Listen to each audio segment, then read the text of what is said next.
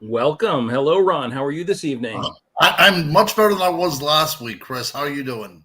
Very well. Yes, ladies and gentlemen, for those of you who unfortunately missed us last week, I think Ron had been dragged off into the bushes by a renegade werewolf and barely made it out alive. But luckily, we were able to drag him back, resew on the limbs, and we are back here for another Monday Night Monsters. And you know what? I'm glad that we're doing it this week because here in Western Pennsylvania, everything is about at its peak right now with the leaves. The pumpkins are out. Everybody's decorated. It's starting to look a lot like Halloween. We're right in our peak here in Connecticut too, and I got to tell you, every single day I drive to work. I have about an hour commute to work, and while I may not love the commute, the fall foliage this year has been jaw dropping. It is absolutely Exactly. spectacular. I'm very lucky to drive through some really rural areas, so I get to see all the sort of glory of autumn. Excuse me. Yeah. So yeah, folks. So tonight we are going to be delving into a subject that I'm sure a lot of you folks are very, very enamored of, which is Halloween and Halloween's origins. And hey, Mary Beth, good to have you back on board. So yeah, we're very excited to do this evening. And I suspect if you guys are anything like us, and if you follow Monday Night Monsters, you probably are. Then Halloween is as near and dear to you as it is to us. Without Halloween, we really wouldn't be here, would we? I think probably not. I mean, let's be honest. I'm sure some of us got our start as Halloween kids, getting into monsters. I actually have a question for you, Chris. What Sure. was the first costume you wore trick or treating as a child? It's hard to remember that because obviously I was very, very young. But I would say the first costume I remember was Batman. Batman. And Batman. it was a one of those classic store bought costumes. So it was like a jumpsuit and then the plastic mask that you could barely breathe through, and when you tried to stick your tongue through it, cut your tongue, that kind of thing. Great classic 1970s Halloween costume. So Absolutely. Yeah, I try to tell my kids about the horrors of Halloween when we were children. They don't understand. You can take those masks off at the end of the evening, and you can actually pour sweat out of them. I don't oh, know they were dreadful. if They you were know. absolutely dreadful, and yet I loved every second of it. Oh, I did too. I did too. And those costumes were highly flammable, of course. Mind you. And In the all our beginning, parents were smoking as they took us from place to place. yep, I Those remember were the days. actually in the mid 70s when the big introduction of the non-flammable costumes, and Yes, the fact that they had to advertise it so much was very funny, because you had to think, well, how many of kids went up in flames before they decided to do that? exactly. We got to do something about this. Yeah. But yeah, I'm sure that again, for just like us, I'm sure a lot of you think that Halloween night is really the best night of the year. For me, it's absolutely my favorite holiday of the year. And don't get me wrong, I do love Christmas, but there is nothing for me like carved pumpkins and falling autumn leaves. And I was very fortunate myself. I know, Ron, you're in a comparatively rural area, and I grew up in an area where we knew all the neighbors and we could go all to the houses on our own and do our trick or Right. treating, and so we wouldn't have to be driven to different houses and everything. And it was a truly magical Halloween for me as a It kid. was, and we were able to go after dark whenever I was a kid, right? I'm sure you did too. Oh yeah, Yeah, absolutely. that was the fun part about it. Now, another question I have for you before we get into the guts of our show, should I say? What was the tricks that you pulled as a kid? Can you remember? Well, I got to tell you, I got myself in some good whooping trouble with my parents a couple of times for doing things like, at one point, and this is because we were kids and it was the 70s and we were completely insane. I stole some lighter fluid and drew a giant pentagram in the middle of the street and lit it on fire because, I was like, ooh, that'll be a cool thing to see. It was a very cool sight until I got my bottom seriously tanned. But Yeah. nothing terribly destructive. Luckily, the pavement survived, and I didn't burn anybody's houses down. So, Great. Now, here in Western Pennsylvania, we used to do something called corning, where we would go to a farmer's corn, we would steal a copious amount of corn, and then we would go about corning aluminum awnings back then, because people used to have awnings at that time. We don't have them now, but it made this great sound as it came down. Now that is called a misdemeanor. It's a shame because it's not like it was when we were kids. yeah, we were all basically young criminals at that point, and Absolutely, that's going to absolutely. come into play a little bit later in our talk this evening, folks. And we're not going to waste too much time before we get into it, because shockingly, I know you'll be all terrified or really shocked to hear this. We have a lot of slides to get through, and we're going to be racing to get through all the great information, because Halloween is an incredibly complex and deep topic. As Jeff just saw you in there, thank you for coming back, of course, as always, and welcome aboard, guys. So yeah, so let's first of all, let's just start by winding the clock back a couple thousand years to early Celtic Britain. And of course, in ancient Celtic Britain, people were very magically inclined. The early religions in ancient Celtic Britain had a strong magical element to them. And we're specifically talking about Celtic Britain, not simply all of the Celtic lands, which expanded into Europe, into Germany, into France, and everything. But the holiday that we today associate with Halloween, what we call Halloween, is almost entirely traces to the British Isles, and more specifically even to Ireland, where Ron, you've certainly got some heritage there. So this is the area I think we're going to focus on most throughout the course of our evening, but we will certainly jump in. By the way, yes, I have some new parlor tricks tonight. We decided to do a couple of animated GIFs to give you some really fun imagery, some witches dancing around the standing stones on Halloween night. But yeah, so we're back there in the early days of Celtic Britain. These druids, who were the priesthood of the Celtic religion, basically ran the show. And the priesthoods of the Celtic religion, including Ireland, Scotland, Wales, and England. And I think in many ways, it's there where we can find sort of the origins of what we today refer to as Halloween. And when we look at the history of Halloween, as we get a little bit deeper into it, it does make sense from a very human point of view. This was the time when people gathering together, and it seems to fit well into the agricultural calendar. This was the new year, right? I mean, this is what everything died off and then sprung back up anew again. Yeah, on the Celtic calendar, the holiday which they referred to as Samhain, and we're going to sort of discuss that pronunciation in a moment, but was the final harvest. It was the greatest. It was the greatest celebration of their year. There were actually three holiday celebrations that were connected to harvests in ancient Celtic Britain. You had Lunasa, which would have been in August. You had Mabon, which was the actual autumnal equinox, and then finally at the end of October, even though they wouldn't have reckoned the months quite the same way at that time, approximately at that time they had what was called Samhain. And Samhain literally meant summer's end. And so now the pronunciation, I'm sure folks have seen this word before, which people tend to pronounce as Samhain, which is reasonable considering the pronunciation, but no, it is actually pronounced as Samhain. And we're going to throw up with that. So it's very similar to that. And across the British Isles, it's also called other things. But in Scotland, I think it is pronounced Samhain. But this is summer's end. And some people will tell you that the word actually means November, but that isn't really necessarily accurate because November wouldn't have been a word that they had. So what it means is that time. It means basically that cusp between October and November, which was the final harvest, the third harvest of their season. And it was particularly notable. Nope, here we go again. I'm so good with these buttons. It's great.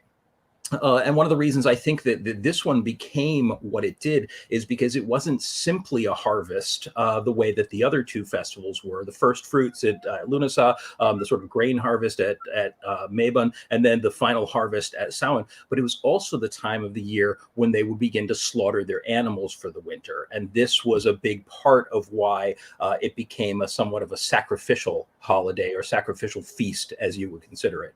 Right, as researching this particular time of the year, at one time it was believed that they killed off the cattle because there wouldn't be enough food for the summer, or to last until the summertime.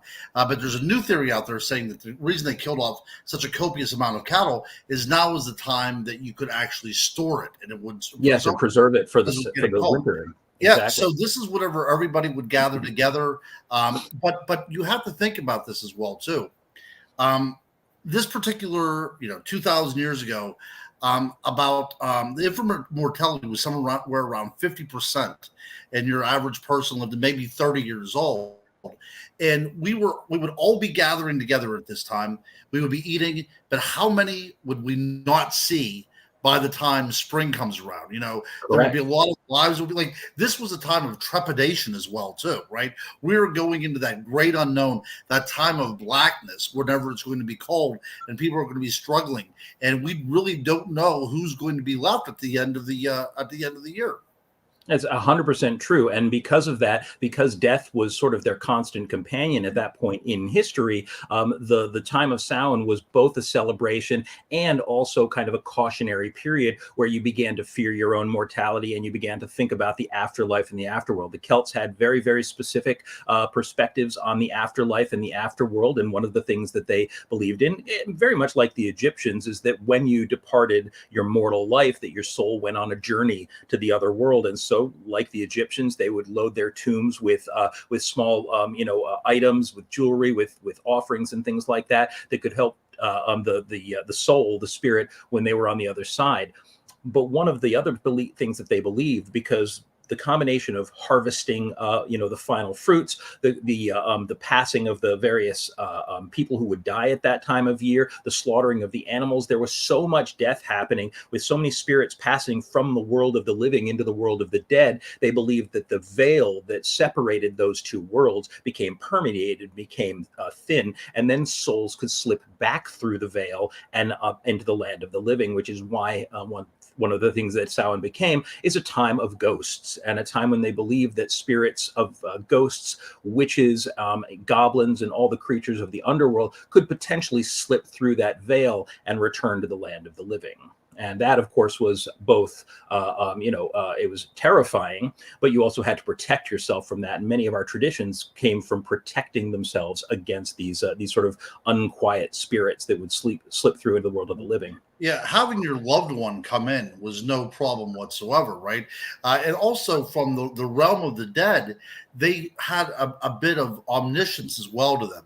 They could maybe impart some sort of divination that would be necessary for the upcoming year, whether it's regarding, if you're going to have any children, if you're going to be married. And some of these things exist, at least up into New England during the puritanical period, whenever people were trying to find a husband during this time of year. Those kind of parlor games that you see written, like in The Crucible, for instance, whenever the girls at the very beginning were playing about who they were going to marry. But this is all something that's very rooted into this custom, 2,000 years ago. Yeah, it was okay for your loved ones to come in, but you were always worried about who was going to follow them closely behind, because the other world is also the world of the fairy. And they can be very, very ambiguous nature, and it's better left, to leave them alone. But whenever they come looking for you, that's a whole different story.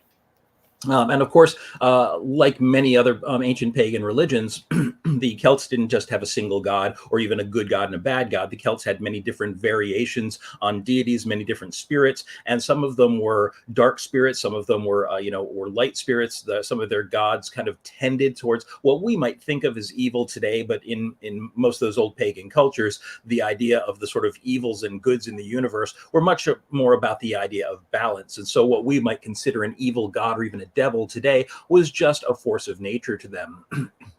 The male aspect of that principle was often in the Celtic lands Aron, which is from a Welsh word, the Lord of Annwn, which was the Celtic land of the dead. And so this dark spirit, this dark god, was the god of the hunt. He was the god of death and, of course, of rebirth. Hunts for souls with his hounds, these bone-white dogs with blood-red ears, which would follow him everywhere. And it's interesting because you can see in the concept of Aron, this god of the dead, you can see actually the remnants of the wild hunt, which is something that's another sort of a death legend or a death spirit legend that took place throughout most of the Germanic lands. And so we have actually, I think, in several episodes previously, we've discussed the idea of the wild hunt, especially I think when we did our episode on fairy and fairy legends around the time of St. Patrick's Day. But this is one of the many spirits that they would have to propitiate, that they would have to appease in order to hopefully safely make it through the Samhain festival.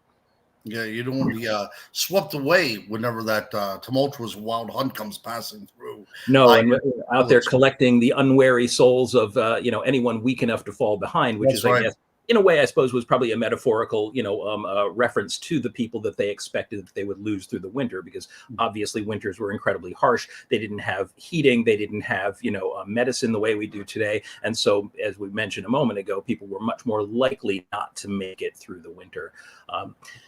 And of course, as with almost all of these old pagan religions, the male version of the deity had his equal in a female deity, and that would have been in the Celtic lands, the Morrigan. I know I've got a slide for this one here. If I can get it to come up, there we go. Like a well-oiled machine, we are here. All right, we got any second now. My computer's like very, very slow. There we go. It'll be up in a moment. There she is. Yep, she's up.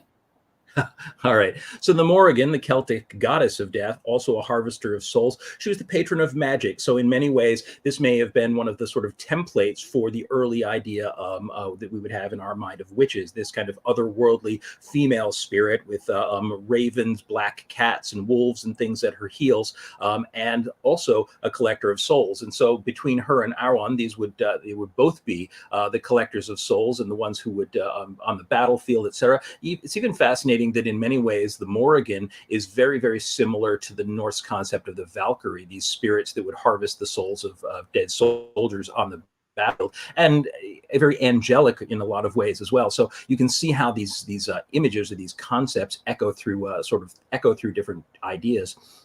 But the thing about the Morrigan is that she does have a great part to play in the later witchcraft folklore that would arise over the course of the centuries. And she's often portrayed with three faces. All the basic phases of life: the maiden, the mother, and the crone. And so she was a complete cycle of death and rebirth. And even in modern paganism, this idea of the maiden, mother, and crone, the triple goddess, is something that's very, very common. And so these very magical beliefs were an intricate part of the day-to-day Celtic belief system. And they had, I wouldn't say a friendly attitude towards death, but maybe a more welcoming, a more understanding attitude towards death than we have it today. I think today, in a world where we have so many modern conveniences, we have, we have heat, we have, running water, we have medical services, bring people back from the dead. I think that we tend to imagine death as defeatable, but it was not defeatable at all to these people. It was a part of life that you simply understood. And that's probably why death was so well represented in their cosmology. And it becomes something familiar as well, too, right? It's almost like that is the case in many of these cultures, that death allows you to rejoin your loved ones in the afterlife. Absolutely. And so these gods were not evil gods. They were an inevitability. And very few people wanted to go to the afterworld. I mean, they weren't looking forward to death. But when they did approach death, it wasn't necessarily as terrifying to them as it is to us, because they felt that there was a world there where they would be welcome and have a place in that other life. So at that time of year, different traditions and different rituals became very, very common. And as I say, it was a sacrificial holiday, and there's no getting around the fact that it's a very good chance that that early Druid cultures used human sacrifice. That's an almost certain. But there was also animal sacrifice as well, and something that we're probably pretty accustomed to today that was a part of that tradition was the creating of fires to ward off the darkness. These fires were often combined of both wood and bone. And so the Druids would cast the bones of slaughtered animals into the fire, and probably at certain times slaughtered humans as well. And they were called bone fires. And although obviously the language would have been different, so it's not a direct connection, the bone fire is in fact the origin of the word bonfire. When we say bonfire, we're actually using a contraction of the idea of bone fire. And it was meant to appease and sate the appetites of the underworld spirits, including Aron and the Morrigan, who, like we have discussed in previous episodes, were in a very real way. They were blood gods. They were gods that lived on the sort of force of death. And so it was believed that both the scent of blood rising from the fires and the blood itself would help to appease them and keep them from potentially claiming healthy or other people in your community. And that's a key point as well. I'm glad that you brought that up, about maybe 10 to 15% of all people that died in Ireland 2,000 years ago were buried in the ground. The other 85%, 90%, what have you, depending upon what kind of research that you do, they were all disposed of through cremation. So Yes. whenever these bonfires happen as well, too, again, you have that constant reminder of what's going to happen to you eventually someday as well. So we have the blood of the animals being slaughtered all over the place. We have these fires burning that not only are to propitiate the gods, and some maybe a possible bit of imitative magic there too to lure the sun back again, but also you have their constant reminder of death all around you.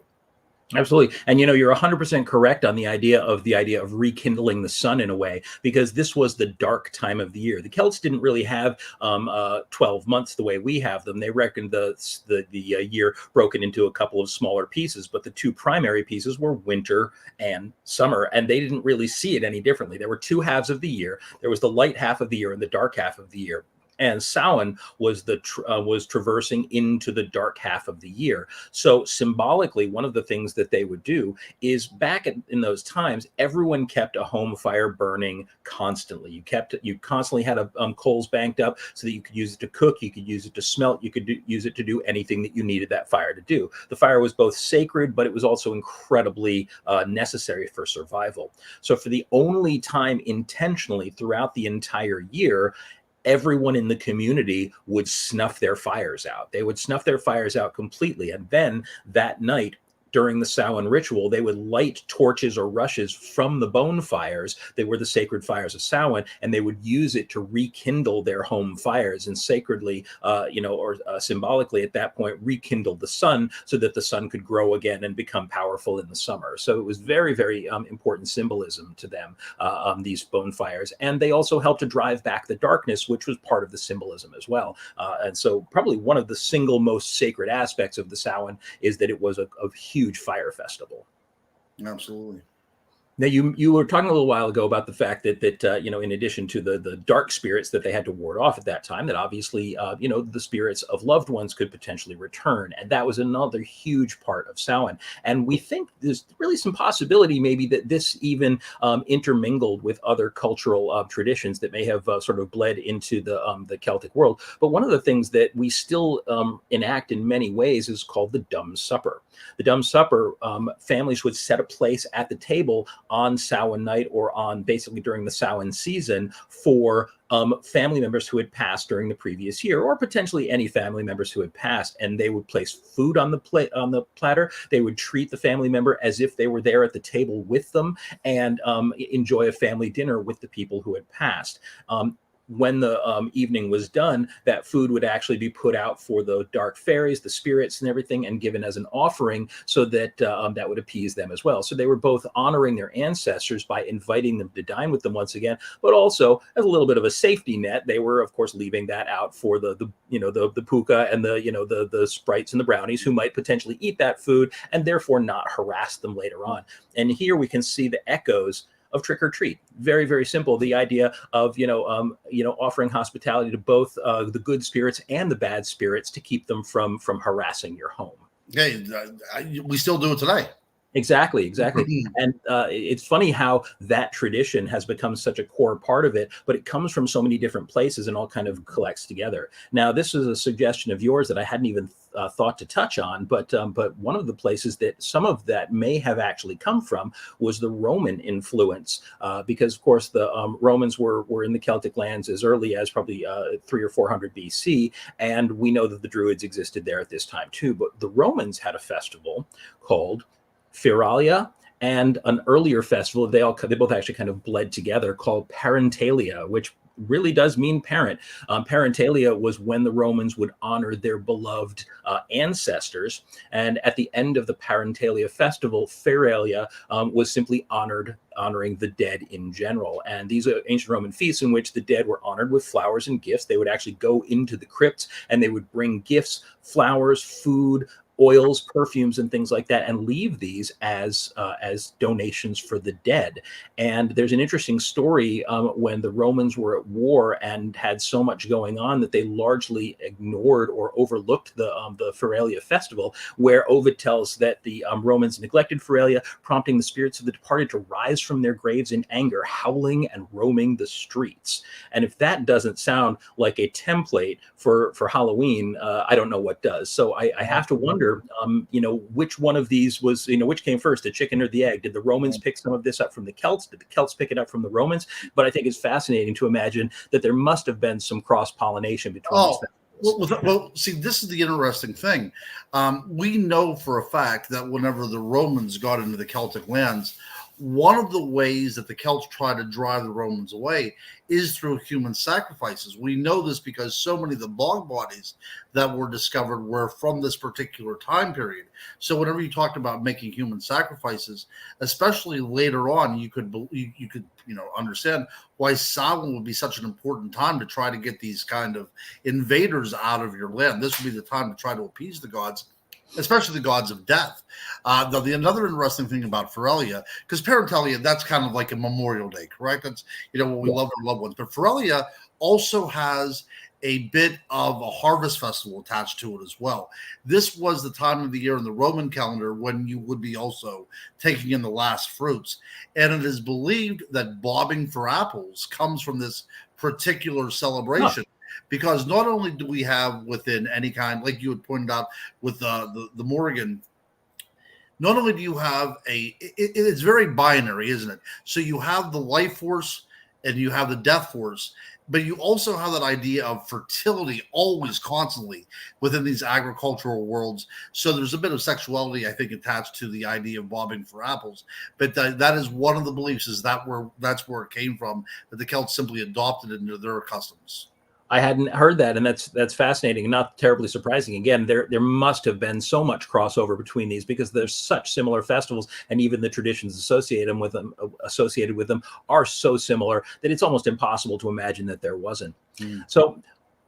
So these folks now, let's jump back to the Celts for a moment, and assume that so they're having these Samhain festivals, they're lighting their bonfires and everything else, but at the end of the night, you still have to go back to your hut. You've rekindled your fire, but the one thing when you go to sleep that night is that there are banshees and goblins and boogans and all of these different creatures roaming the night. And there is nothing that they want more than to come into your house and infest your home. And so they had precautions that they would take. And one of them has become the single most beloved symbol of all of Halloweendom. And that is, of course, jack-o'-lantern.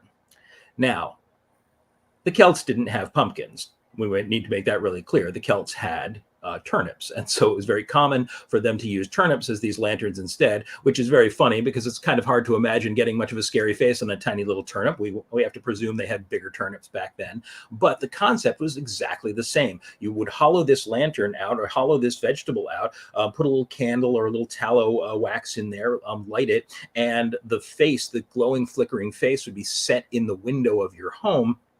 And that flickering face would hopefully convince any passing spirit that there was something already infesting your house, that you already had some kind of a demonic creature or goblin living in your house, and they didn't want to step on any other goblin's toes. So in theory, they would move on and find a house that didn't have a jack-o'-lantern in the window. And I love this tradition. It is still by far one of my absolute favorite Halloween traditions. I can't get through a single year if I don't carve myself a pumpkin. I think that it is the most fundamental aspect of the Samhain festival for me. It's sacrilegious if you do not carve a pumpkin. It's inviting disaster, if you ask me. It is. And I will tell you, the Murphy family has indeed carved turnips before in the tradition. Now, it's not easy. It's not easy. You almost lose a thumb because the knife slips invariably. But what happens is you have this little face on it, and like 1 or 2 days with a small candle in there, it draws out all of the moisture, and then the face becomes very ugly and almost, this really grotesque little thing. And I think it would scare me, especially if I was somebody that was during this particular year, because it almost looks like a face that's decaying, like a human body. Like a little old man's toothless face.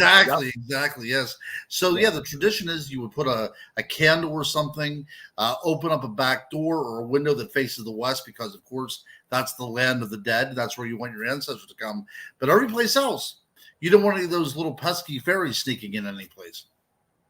And also the idea of the will-o'-the-wisp that we talked about as well, too. Oh, yeah. The light inside of the pumpkin, or inside the turnip in this case, may very well represent the will-o'-the-wisp, that kind of energetic glow that is said to emanate from the fairy world. I never really thought specifically to connect that to the jack-o'-lantern story, but actually it makes a lot of sense if you think about that. So The other another tradition that became very common at Samhain, and you were mentioning it earlier, and and we have in here is divination. Divination was a huge part of a Samhain festival. Here we have some more modern divination tools, but the idea that if the spirits of the dead were roaming all around you, or other spirits of the other world, and you say that they, as you say, they have information, they might be able to tell you who your future, husband or wife is going to be. They may be able to tell you, if you're going to have a good harvest, if you're going to die. And so divination became very, very common. And this would end up coming back much later in the sort of later ages as Halloween became a more popular festival in the 19th and the 20th century. We'll talk about that later. But divination became such a huge part of what they did. Now, this might be one of the reasons why when in the 900s, 1000s or so, Celtic Britain began to become Christianized, that the Christians took exception. But one of the things that Christians were always known to do is they had a tendency to be fairly opportunistic. And so in the 7th century, okay, so not the 900s, but in the 600s here, the Christian Feast of All Hallows. All Hallows was a time when you actually recognized the various saints, and later All Souls Day celebrated the spirits of the dead. And these festivals normally actually took place in May. But when the Christians began to colonize the Celtic lands and found that these Celts had all these old, superstitions that they were very disapproving of, often the easiest thing to do was, rather than simply ban those festivals, was to rather roll them over into something that already existed within the Christian calendar. So the Christians ended up transferring over the concept of All Souls to All Souls and All Hallows to the Celtic, Britain Samhain. And so these ideas began to merge together. They tried their best to get rid of some of the less wholesome aspects of it. Divination was something that they didn't believe in, so they tried to, ban or at least minimize those kind of things. But it didn't really stick. And so the idea of the Christian All Hallows or All Souls Day and the Celtic Samhain began to merge together and ended up becoming many of the what we would consider to the modern Halloween traditions that we have today. So converting the pagan Samhain to All Hallows Eve wasn't difficult, but the pagans certainly getting them to give up their ghostly traditions, not the easiest thing in the world. And we do still see much of these practices today, even like the visiting of the cemeteries, especially throughout Europe. People still on All Souls Day will go out to the cemeteries, put candles on the graves and things like that. And so the Christianization of Samhain had begun at this point. That's right. And you know what? It is still fun, though, right? I mean, because without the synchronization involved, we would have forgot about this, and it would have been like Ferellian. We would simply would not have had it anymore. But there's something about these people that were being introduced, sometimes at the point of a sword, to become Christians, right? They so were enamored by this festival that was part of that wheel of the year that made so much sense to them. They simply did not want to give it up. And the church saw that as well, too. So they tried to do their level-headed best, and communication with the spirit world now became the communion of saints and all these great traditions that are merging together. But one of my favorite things that comes from that is going a souling. Do you have a slide on that? I do indeed. I have a couple of slides on that, actually. So this is an interesting one too, because this is something that would end up becoming a more direct precursor to trick or treating. So masked visitors would go from house to house on I'm about to say Samhain night, but really on All Hallows, and they would go from place to place, because it was believed that when a soul died, if it had any leftover sins on its conscience, on its soul, that it would go to purgatory, which, while not hell and not permanent, was still a dreadful place to be. And so the more people in the living world who prayed for you, the earlier your soul would be released from purgatory and allowed to go on to heaven. So the concept of souling became common, that people would dress up in colorful costumes, sometimes costumes that were traditional, where they portrayed themselves as witches and goblins and things like that, but different sort of spirits that came from old folklore. They would go door to door and they would offer prayers for the purgatorial dead, and in exchange they would ask for a soul cake. And in fact, there were great little songs and poems that were connected to this tradition, and quite an old one that I think dates back to the 1600s or so. A soul a soul cake. Please, good missus, a soul cake. An apple, a pear, a plum, or a cherry, any good thing to make us merry. Now, that's a very innocent tradition, and it's kind of a sweet one, but it did have a downside, or rather a dark side to it, which is that if the door was locked, if the lights were out, if no one would offer you a soul cake, then by the rules of the game, you had leave to perform pranks. Whether that prank was soaping the windows, which we would do, in the 20th century, whether it was, pouring something down the chimney. I mean, people would climb onto roofs and urinate down chimneys. It got pretty intense at times. But these pranks or tricks were in keeping with the costumes that they were wearing about goblins or mischievous spirits. And the idea basically boiled down to, by denying someone on souling night, by denying, giving hospitality to these wandering spirits, denying them, that was in itself an act of evil. And by doing that, you opened yourself up to these dark forces. And so here we have a very early and I think very legitimate precursor to what would later become trick or treat. I love everything about it. I have indeed made soul cakes as well. Christopher, have you ever tried your hand at that? I have not. I'm not much of a baker, I have to tell you, but I actually recently watched a great show. If anybody's interested, something you could find on YouTube that is absolutely delightful is a show called Max Miller's Tasting History, and he does amazing recipes combined with the history of them from all throughout recorded history. And he does a wonderful episode on the creation of soul cakes, and in fact that's where that little poem came from. I first heard it on Max Miller's channel. So Max, if you're out there, a little plug for you. Your show is fantastic, and I think at some point I'll take a shot at making some of your soul cakes. So yeah, I don't know if Max is out there, but if he hears that, the plug is there. So it's interesting because if you try them whenever they first start appearing on the scene, quite early as a matter of fact, they're very bland. But as the Orient opens up and trade comes with different types of spices, it becomes much more flavorful in your mouth, especially whenever saffron is introduced, which is a great thing. But that's a cool part of food archaeology. But if you want to hear the best sung version of Soul Cake, it's on an album called In a Bleak Midwinter by Sting.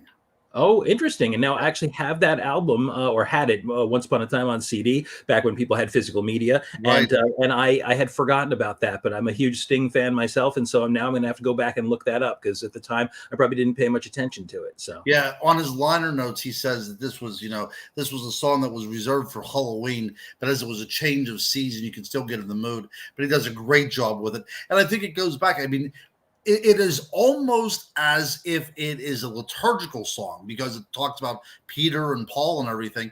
And it is a way for the illiterate to kind of take part in the communion of saints and All Souls Day and everything like that. But it's also rather mischievous too, coming from children that are going to trick you if you do not give them a soul cake. As I say, it really is. It's almost a perfect ancestor of our modern trick or treat, and we'll talk in a few minutes about how that actually made it intact into the 20th century. But there is one story I want to address because I'm always fascinated, and I'm not going to lie, as a sort of a history and monster nerd, I'm always both fascinated and a little bit irked when people give half-baked history. Pardon the pun when we're talking about soul cakes here, but half-baked history meaning they give the history of something that only dates back to a very late period and completely ignore everything that goes before it. And actually a great example of that, talking about All Hallows, is that in the movie Hocus Pocus, which we were discussing just a week or two ago, which is a movie we both very much love, but the movie Hocus Pocus, at one point, the main character Max says something about Halloween's just a conspiracy by the candy companies, blah, blah, blah. And a know-it-all girl says, well, just so you know, it's actually based on the ancient tradition of All Hallows Eve. And my brain wants to explode when I say that because, of course, All Hallows Eve is such a late portion of the history of Halloween. But one co-opted story that always drives me a little bit bonkers is the story of Stingy Jack, because people love to talk about the origin of the jack-o'-lantern and say the jack-o'-lantern is actually based on the story of Stingy Jack. And the story is, of course, it's a very late version of the jack-o'-lantern myth, but it suggests that there was a soul by the name of Jack who happened to be just an absolute ne'er-do-well, and he was constantly playing tricks on people and constantly getting into trouble. And one day he runs across the devil, and the devil says, you're so wicked, I'm going to take you to hell just the way you are. But Stingy Jack, being used to performing tricks and being a sort of a raconteur, is able to trick the devil into turning into a coin, and then he puts the coin in his pocket and won't let the devil go until the devil promises not to claim his soul.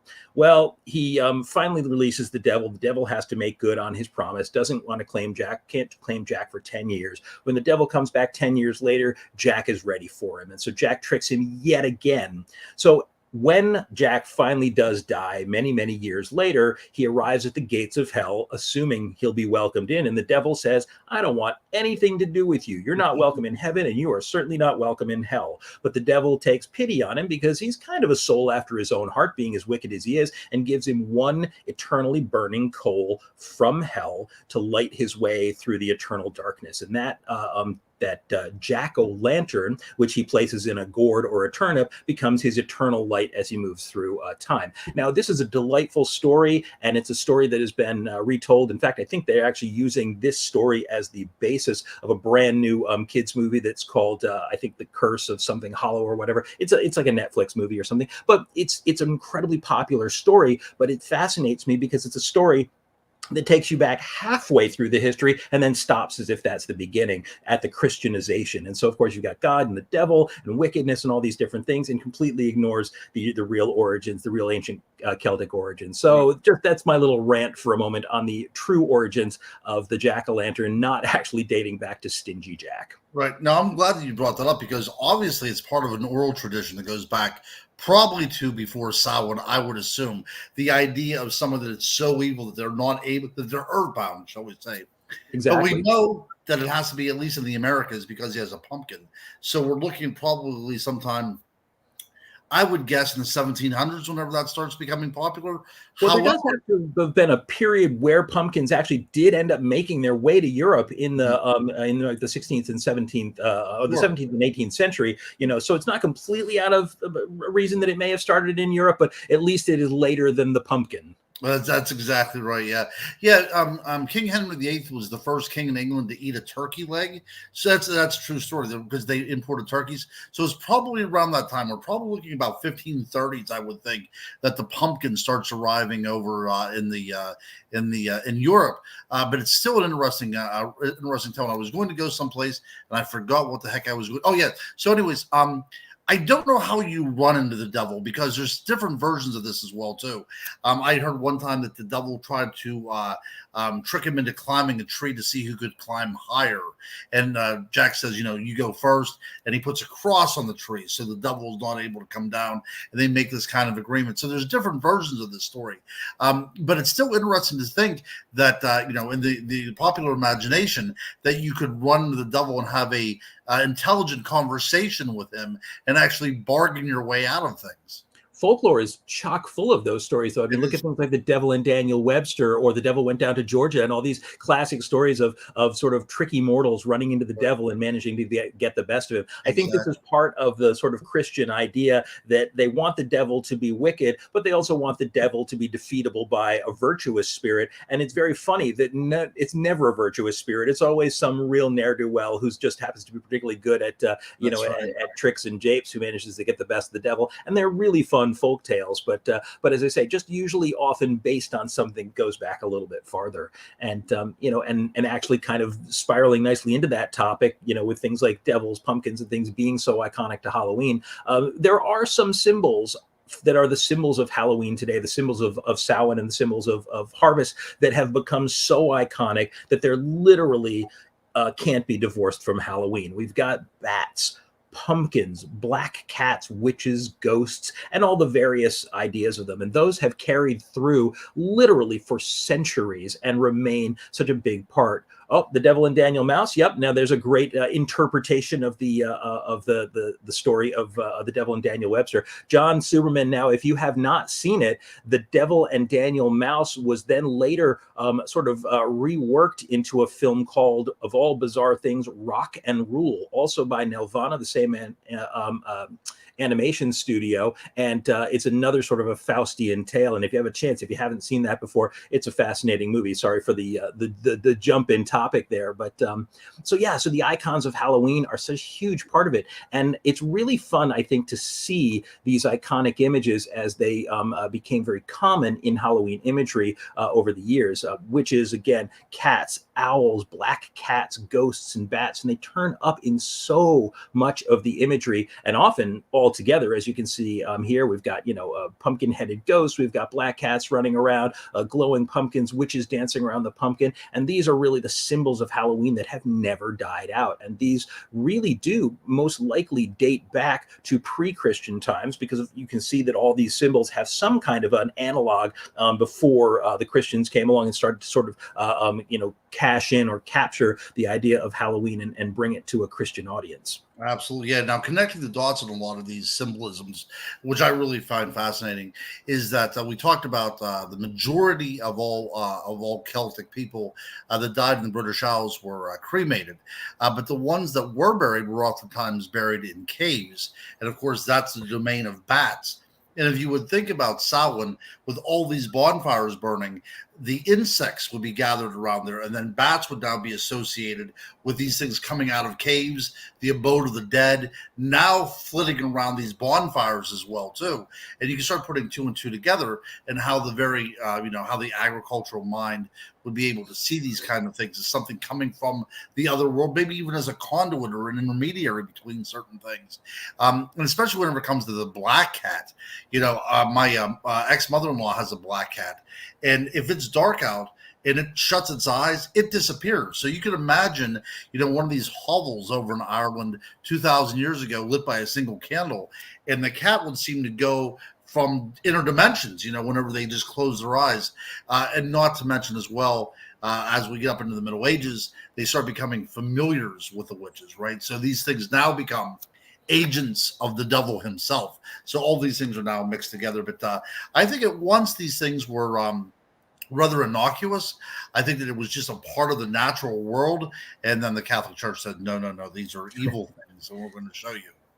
Well, the Catholic Church, and we discussed it when we were talking about our in our vampire episodes, that that the Christian Church, some of the early artists who were doing Christian iconography and Christian illustrations decided that if angels had wings, that demons would have to have wings too, because they were fallen angels. But you can't give them the wings of doves, as they were tended to give to the angels, since they gave them the wings of bats. That's because right. They had that sort of reptilian look. So the idea of bats and their connection to the sort of world of evil, they only fly at night, they're invisible until they fly right by you and everything. And again, they're these creatures that seem to live in shadow. So people had a tendency to fear them and had a tendency to find them to be terrifying. And of course, they would hang upside down from ceilings like a spider. And there were just so many reasons that people would find them disturbing. You're right, Mary Beth. I agree with you 100%. Cats are absolutely awesome. But, it's also easy to imagine why black cats, or cats in general, tended to be associated with sinister ideas, where dogs were associated with the man's best friend,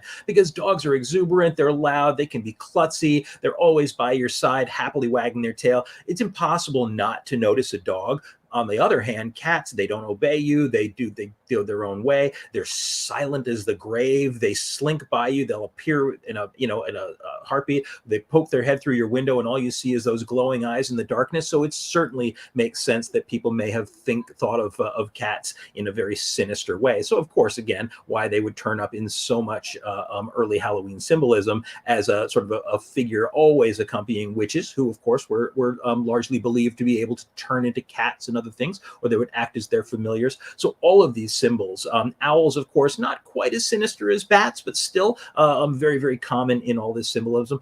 Owls also having this reputation in old folklore for being wise, and wisdom was always a little suspicious to people who were sort of the common folk. So all of these sort of had an underlying sinister nature that was very, very easily connected with Halloween. And there was one thing I wanted to throw up real quick, because this is just such a fun thing. So especially in the 19th century, one of the Halloween symbols that became really common were vegetable people. These people made of gourds and plums and things like that, all strung together, and it became one of the most common Halloween symbols. They're really common throughout Germany and Europe, especially, and then it eventually would transfer over. But I just think that the lingering harvest symbolism present in these sort of comical animal figures, or rather vegetable figures, is one of my favorite old-fashioned Halloween images, and something I wish I at some point thought I should start collecting these cards, but they can be tremendously expensive. But Tremendous. yeah, just a really fun holdover from the 19th century Halloween. Right. And the other thing is, it also illustrates that this was a very adult holiday. This was a time for adults to get together and have their parties by looking at these great postcards that people were sending to each other.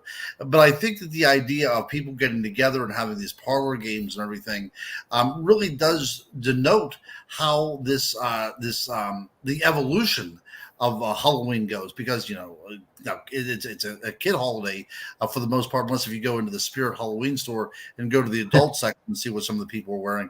But no, I think Freddy Krueger. Yes, exactly. Exactly. That's right.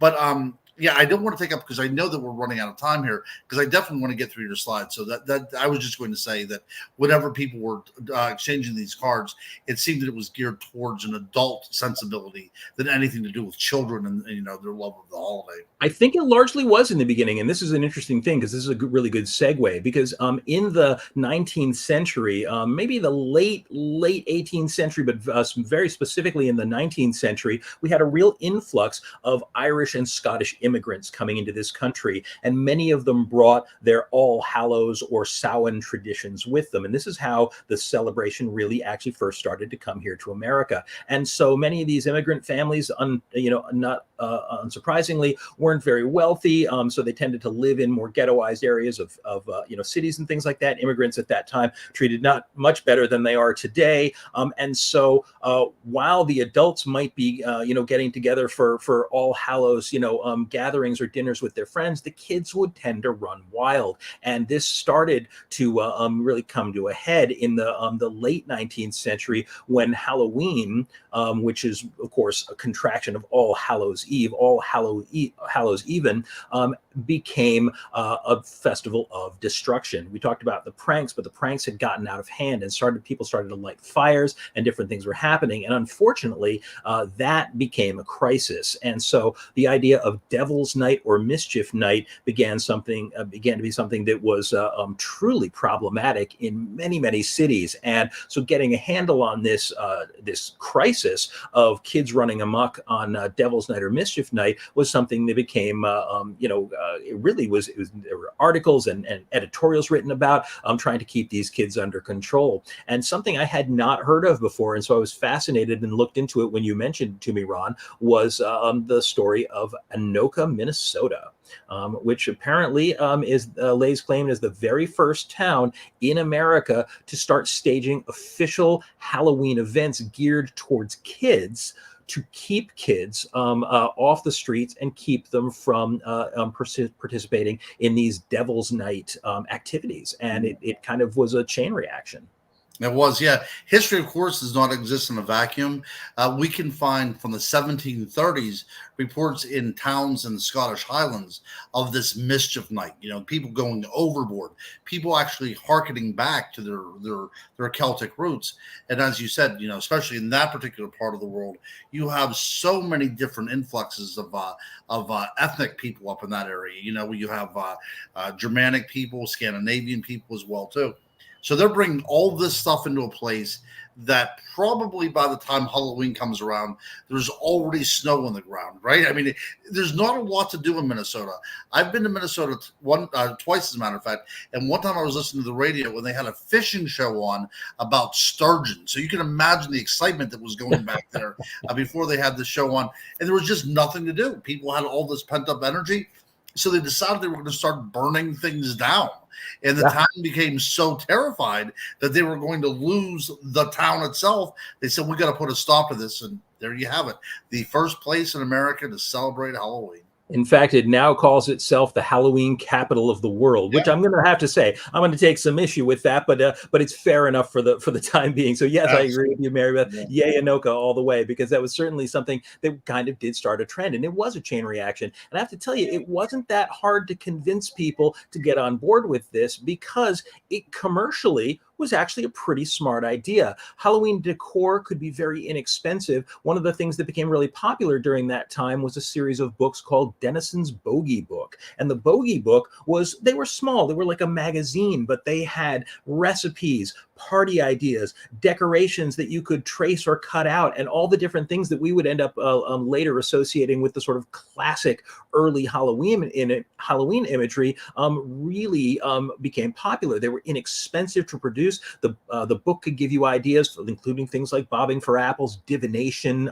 So all of these classic old Samhain traditions actually brought forth to a new audience in these bogey books. And so in the early 20th century, the birth of the great American Halloween began. And of course, all those paper decorations that we even still see reprinted today had their origins. I'm sure most of us remember those sort of paper, those sort of crepe paper accordion black cats and skeletons and things like that all began at this time. And so it is such a fascinating thing that this was really the great birth of the American Halloween. And this is the time when it would begin to be mass-produced costumes based on comic characters that were becoming popular at that time. So in the 20s and the 30s and the 40s. And then, of course, in the 1930s and 1940s, we had the birth of Universal monsters with Frankenstein, Dracula, the Wolfman, and they were easily rolled into the Halloween tradition. And really, it's from there, it's exactly what we all know today. I think most of us listening today or here, remember far enough back that we remember some early Halloween traditions,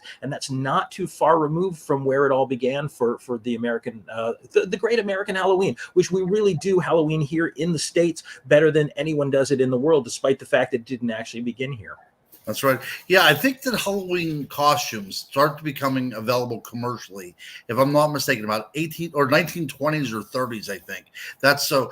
And after that, commercialism takes over, and it's kind of like a NASCAR driver with all the logos on it. Kids are dressing up like Star Wars figures and superheroes, and they're branding people out there. But I went. My first character was actually Spider-Man. So you were a DC guy. I was a Marvel guy whenever I first went. But yeah, there was not a lot to choose from back then. But Casper, you could be Casper, you could be Superman, or you could be Howdy Doody, basically. That's right. And women could be a princess or a nurse. I think that was your two choices.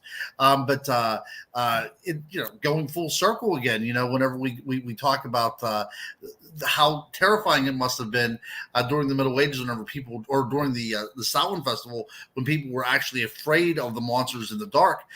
If you want to scare yourself, I would urge you to look up any kind of, unless you have a slot of that, of homemade Halloween costumes. I really should have. I've seen so many of these, especially in the late 19th century. They are genuinely horrifying. These it looks like something out of a Guillermo del Toro film, with these little kids in their pretty little dresses wearing these giant paper mache misshapen heads. Yeah, early homemade Halloween costumes could be pretty darn terrifying. There you go. Now that's actually a scary image, and I can tell you that that ghosts in sheets are something I still love to this day. Of course, that sheet ghost idea, silly as it sounds today, is actually based on a burial shroud. So a very dark origin, even for those very cutesy sheet ghosts. Thank you, by the way, for that one, Ken.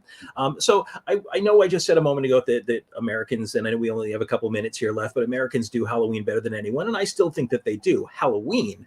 But that doesn't mean that it's only the Celtic lands where these festivals came from. Festivals for the dead exist all over the world, and some of them still as popular today in other nations as Halloween is here today. Some of the most notable, I would say, would be in all throughout the Asian countries, but specifically in China. I'm sorry, I jumped ahead on that one. So you know what? We'll go with that one to start with. Dia de los Muertos in Mexico, the Mexican Day of the Dead, which is very, very similar in its concept to our Halloween, although it's still a fairly religious tradition. And it's something where the people do dress up. They paint themselves up as these elaborate skulls representing the spirits of those who are departed. They have all these different treats that are mass produced, like the sugar skulls, which we are so familiar with and still see represented today. And they go to the cemeteries and they decorate graves beautifully and all honor the dead. And it's actually a wonderful tradition. And we're starting to see more and more of that being picked up here in America. So that's fascinating to see. Maybe, I think we were talking about this before the broadcast, not as respectful of the tradition as we are of the visuals of it. And so a lot of people adopting it, they don't really understand it. But even still, it's such a beautiful tradition and one that I love to see. And another really fascinating one that I didn't know too much about before we started doing research for the evening, but it would be the Festival of the Hungry Ghosts in China and in the Asian countries. And again, very much like Dia de los Muertos, this is a festival for honoring the beloved dead. And you can see in these images here, can be a fire festival. Different fire spirits and spirits from the underworld are represented. They have all these different traditions associated with it. Ken had brought up the idea earlier. They have something called hell money, which is this sort of like fake money that they pass around. That's the sort of spirit money of the underworld and things like that. And all these wonderful traditions that continue on to this day. And I think that's a beautiful thing. I love the fact that there are still parts of the world where we do understand that death is a part of life, and that the only way really to make peace with it is to celebrate it, to celebrate, not only our ancestors, but even to sort of absorb the fear. I mean, there's a reason that we love horror movies and that we love this idea of, ghosts in the underworld. It's largely because it's such a mystery to us. It's one of the few pure emotions we have left, is that frisson of fear. And I think that's why we love to be terrified. Right. I agree with you 100%. And like it says, nobody gets out alive, and that's absolutely the case. Very, very true. Yeah, whenever we celebrate Halloween, it actually puts us in our place, right? We don't control the idea of the hour of our death. So at that point, we are actually at the mercy of the spirits that work out there in the universe. So what more can we do than to celebrate and eat candy? Better to be friendly with them than to be at odds, Exactly. I'd say. Exactly. So. Hey, Pepper, good to have you in. I don't know if you were here for the whole broadcast, but we'll be, of course, available on YouTube shortly if you're just getting here with us tonight. So ladies and gentlemen, once again, as always, thank you for sticking with us for an extra minute or two. We had a blast tonight, Ron. I think, you probably had as much fun as I did with this wonderful topic. And without these guys over here commenting as well too, we would only be having a conversation with each other. So I really appreciate everybody that comes on into the chat and gives us feedback, because I learn something from these folks every week as well.